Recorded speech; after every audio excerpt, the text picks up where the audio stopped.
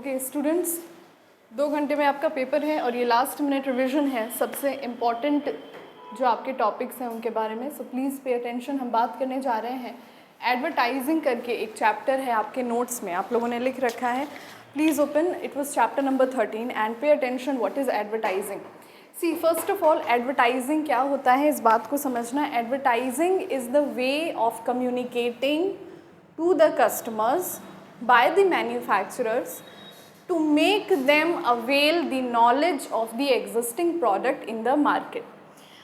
मतलब मार्केट, कोई कंज्यूमर किसी प्रोडक्ट को डिमांड कब करेगा? जब उसको ये बात पता होगी कि ये प्रोडक्ट मार्केट में अवेलेबल है।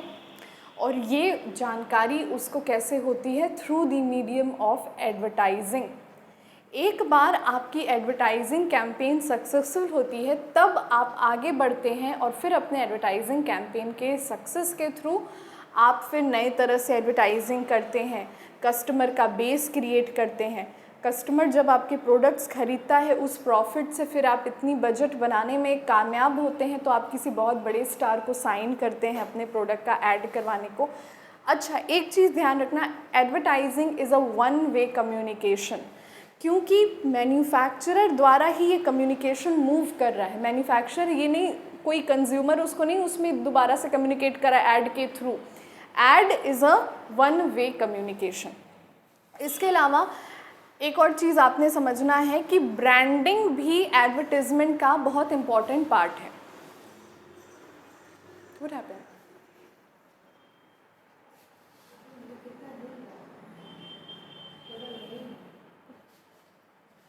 देखो, ब्रांडिंग भी एडवर्टाइजमेंट का बहुत इम्पॉर्टेंट पार्ट है। इट मीन्स जब हम एडवर्टाइजमेंट किसी बहुत बड़े एक्टर से कराते हैं तो वो एक ब्रांड क्रिएट हो जाता है। जैसे let's talk about Garnier, L'Oreal. In fact L'Oreal Paris का एक have you heard about Cannes film festival या कान फिल्म फेस्टिवल उसे कहते हैं।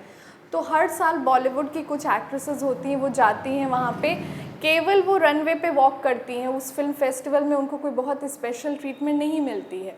Actually the thing is, L'Oreal Paris का ऐड करने वाली जितनी भी एक्ट्रेसेस होती हैं, ब्रांड एम्बेसडर्स होती हैं, उन्हें कांस फिल्म फेस्टिवल में बुलाया जाता है।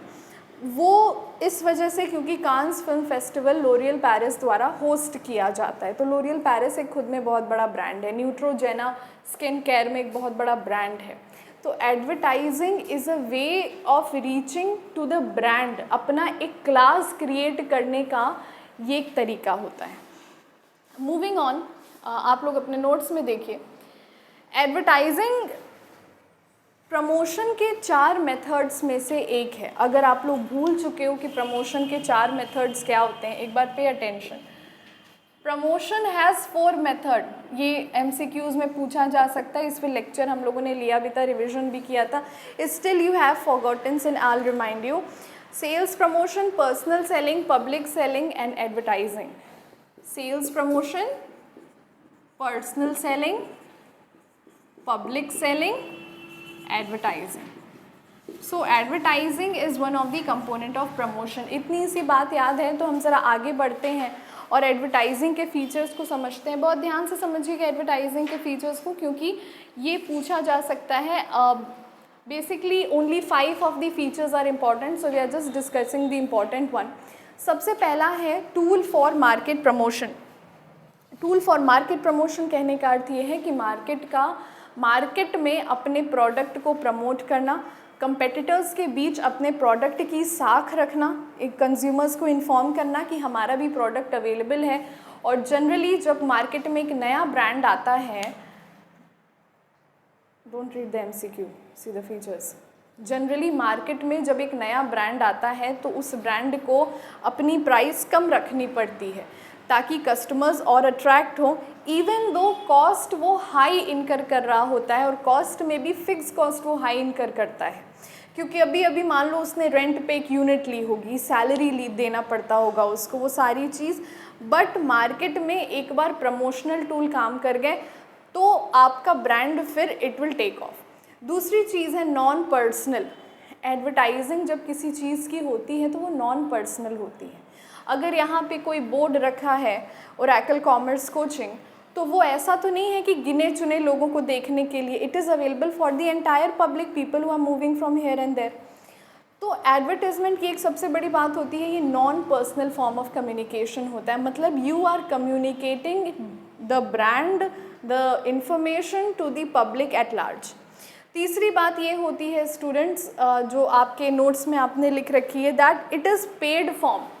एडवर्टाइजिंग कभी फ्री नहीं होती है, there are always big advertising agencies जो आपसे कुछ चार्ज करते हैं और फिर वो अपने सर्वे के अनुसार which will be the most beneficial way for your business, ज़रूरी नहीं है एक बिजनेस के लिए जो सबसे यूज़फुल हो वो दूसरे के लिए भी हो, the one which is very much useful for your business, that form of advertising will be suited to you best. और ये एक एडवर्टाइजिंग एजेंसी या प्रोफेशनल एडवर्टाइज़र से बेटर कोई नहीं जान सकता है। The next one is wide applicability. Advertisement अगर पब्लिक एट लार्ज को कम्युनिकेट कर रहा है तो बात बड़ी जाहिर है कि इसकी अप्लीकेबिलिटी वाइड है।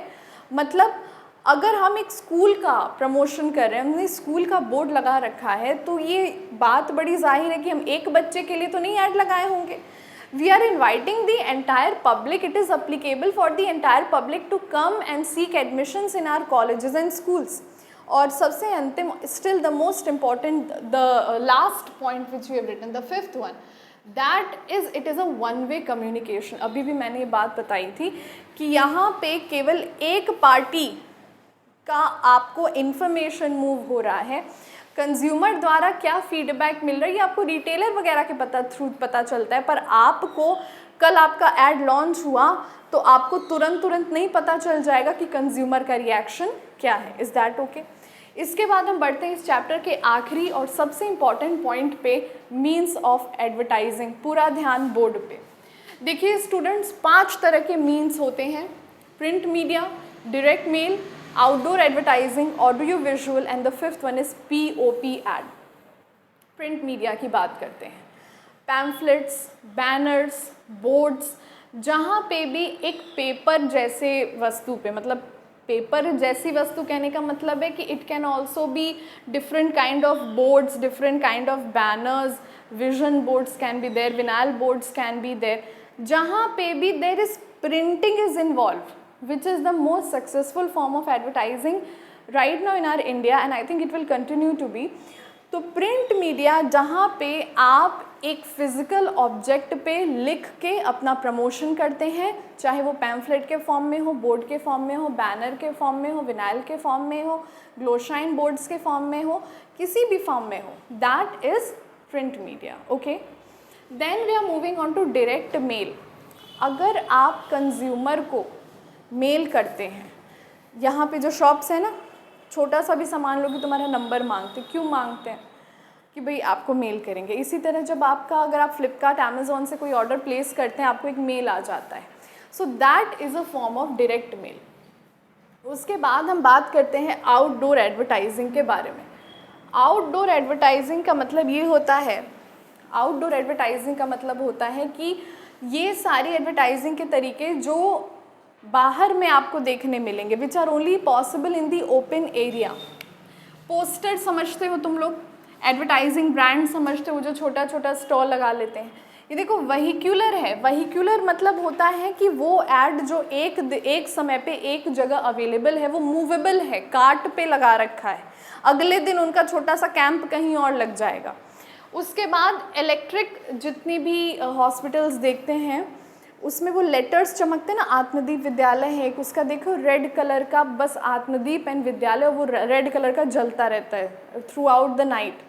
तो इलेक्ट्रिक फॉर्म मतलब जहाँ पे भी बिजली का इस्तेमाल किया जा रहा है। कुछ बोर्ड्स होते हैं जो रात को चमकते हैं, शायद उसी को glow shine board, I am not very sure, शायद उसी को कहते हैं। एंड स्काई एडवर्टाइजिंग, ये इंडिया में उतना फेमस नहीं है, गोवा वगैरह में आपको देखने मिल सकता है। ये जो पैराशूट वगैरह का फेस्टिवल होता है जहाँ पे लोग, और हॉट एयर बलून होता है जो ऊपर तक जाता है आसमान तक, 1 से 2 लोगों की बैठने की जगह होती है उसमें, तो वहाँ पे भी उन हॉट एयर बलून्स में भी किसी प्रोडक्ट का ऐड लिखा होता है, रिलायंस। तो people, tourist are sitting over there and they are reaching the sky, then they are coming down. Sandwich man, sandwich man तुम लोगों को यहाँ नहीं देखने मिलेगा, हाँ फॉरेन में देखने मिलता है। वो गले में आगे एक बोर्ड लगा लेगा और पीछे एक बोर्ड लगा लेगा, और वो जैसे टाइम स्क्वायर है वहाँ यूएस में बहुत फेमस है, न्यूयॉर्क में है टाइम स्क्वायर आई गेस। तो सैंडविच मैन घूमता है, सैंडविच जैसे सैंडविच में क्या होता है, दोनों साइड ब्रेड बीच में स्टफिंग, तो बीच में वो बंदा होता है, दोनों साइड अपने बोर्ड लटका के घूम रहा होता है। और बिल बोर्ड्स आप जानते हो, बिल बोर्ड्स जो ये बड़े बड़े बोर्ड्स होते हैं जो मॉल के सामने होते हैं, जैसे यहाँ पे पैंटालून्स है, वेस्ट साइड है, तो they have got these big big boards. Audio visual की बात करते हैं, फिल्म एडवर्टाइजिंग। देखो प्रोडक्ट प्लेसमेंट फिल्म एडवर्टाइजिंग में पहले के टाइम में तो फिल्मों में इतना ज़्यादा प्रोडक्ट प्लेसमेंट होता था कि रट जाता था। बचपन में हम लोगों ने एक मूवी देखी थी, पता नहीं अब तुम लोगों ने देखी थी नहीं, but the kids born before 2000 उन्होंने एक मूवी बड़े मन से देखी थी, आब्रा का डाबरा। उस मूवी में इतना पार्ले जी पार्ले जी पार्ले जी पार्ले जी रट गया था उस मूवी में। पार्ले जी, कोई जीता है तो खाता है पार्ले जी, किसी की मरने के बाद इच्छा उसमें रहती है पार्ले जी, पार्ले जी का स्कूल रहता है, पार्ले जी का घर रहता है, पार्ले जी की नदी रहती है, और एक बच्चा रो रहा होता है, उसके पीछे बच्चा वो भी पार्ले जी खा रहा होता है। तो इतनी भयंकर वाली प्रोडक्ट प्लेसमेंट हुई है, इसको हम कहते हैं फिल्म एडवर्टाइजिंग। उसके बाद रेडियो ऐड, रेडियो पे जो एड्स चलते हैं, और बेसिकली रेडियो के एड्स बहुत इरिटेटिंग होते हैं। गोरखपुर में 3 से 4 रेडियो स्टेशंस हैं, अब तो काफ़ी ज़्यादा हो गए हैं, कोई सुनता कहाँ है रेडियो। आजकल सारे लोगों ने स्पॉटिफाई का प्रीमियम खरीद रखा है, अपना मन से गाना सुनते हैं, ठीक है, for some people those who listen. तो रेडियो के ऐड बहुत इरिटेटिंग होते हैं, क्यों? क्योंकि वो बस अपने लोकल ब्रांड्स हैं, जो गोरखपुर की ये दुकान, गोरखपुर की वो दुकान, गोरखपुर की ये दुकान, गोरखपुर की वो दुकान, और सबसे थकते हैं तो तुम में भी मैं हूँ शुद्ध प्लस पान मसाला। तो ये जो चीज़ है ये आपकी रेडियो ऐड में आती है। फिर हम बात करते हैं टेलीविजन्स पे जो ऐड आप जनरली देखते हो, उसमें क्या होता है, वो शो होता है, जो शो का स्पॉन्सर होता है, जितना जिसने पैसा लगाया होता है उतना उसका ऐड काम करता है। और एग्जीबिशन, स्टूडेंट्स अभी यहाँ पे जो नौकायान है, नौका विहार है, वहाँ पे ट्रेड फेयर लगा हुआ है, और आप अगर ट्रेड फेयर में देखें तो कई ज़्यादा स्पॉन्सर्स हैं। उस ट्रेड फेयर में है क्या, जो छोटे छोटे व्यापारी हैं, बुनकर हैं, वो अपना अपना सामान लेकर आए हैं, उसको बेच रहे हैं कम प्राइजेस पे। गुजरात, राजस्थान, हर जगह की वोकल फॉर लोकल के तहत ये ट्रेड फेयर लगा है, और इसमें काफ़ी बड़े बड़े स्पॉन्सर्स, शहर के जो बड़े बड़े शॉप्स हैं उन्होंने स्पॉन्सरशिप की है। तो ये एग्जीबिशन मतलब प्रदर्शनी। अंतिम हम बात करते हैं पीओपी। पीओपी का क्या मतलब होता है? See, that is the POP is the last form of advertising। और POP एडवर्टाइजिंग में पॉइंट ऑफ परचेज, ठीक है, पॉइंट ऑफ परचेज मतलब स्टूडेंट्स आप शॉप में जाते हैं, आप मान लीजिए आपने सोचा कि ओके लेट मी बाय अ ड्रेस, और आप शॉप पे चले गए। अच्छा, शॉप क्या होता है, वो लोग मैनिक्विन पे, डमी पे अपने शॉप में जैसे ड्रेस अवेलेबल होते हैं वैसा लगा के रखते हैं। तुम किसी शॉप के सामने 3 से 4 डमी देखते हो, तुम वहीं डिसाइड कर लेते हो कि मुझे शॉप में जाना है कि नहीं जाना है। साइकोलॉजिकली कंज्यूमर को अट्रैक्ट करने के लिए डमी और मैनिक्विन काफ़ी मैटर करते हैं। पॉइंट ऑफ परचेज मतलब वो जगह का एडवर्टाइजिंग जहाँ पे कंज्यूमर खरीदारी करने आ रहा है। तो विंडो डिस्प्ले, ये जो डमीज़ लगे होते हैं। काउंटर डिस्प्ले, काउंटर पे कुछ चीज़ें, ये जो एक बड़ा सा प्रोविज़न स्टोर है सुपर बाज़ार करके, तो आप जहाँ पे काउंटर पे बिलिंग कराने भी जाते हो वहाँ पे भी डार्क चॉकलेट और च्युइंगम नए नए ब्रांड्स के रखे होते हैं। That is counter display. And the last is showroom. Showroom पे भी आपको गाड़ियों के शोरूम में चली जाइए, स्कूटियों के शोरूम्स में चले जाइए, या जो हमारे गोरखपुर में ये एशप्रा है, तनिष्क है, इन शोरूम्स में चले जाइए तो आपको बहुत बड़े बड़े बिलबोर्ड्स दिखेंगे वहाँ पे, और एक्ट्रेस का पोस्टर दिखेगा, और काफ़ी यूनिक तरह की एडवर्टाइजिंग। एक्ट्रेस का कटआउट है, वो ऐसे रोटेट करता रहेगा ज्वेलरी पहन के। तो these are the kind of point of purchase advertising. With that being said, this chapter is over and this is a important chapter.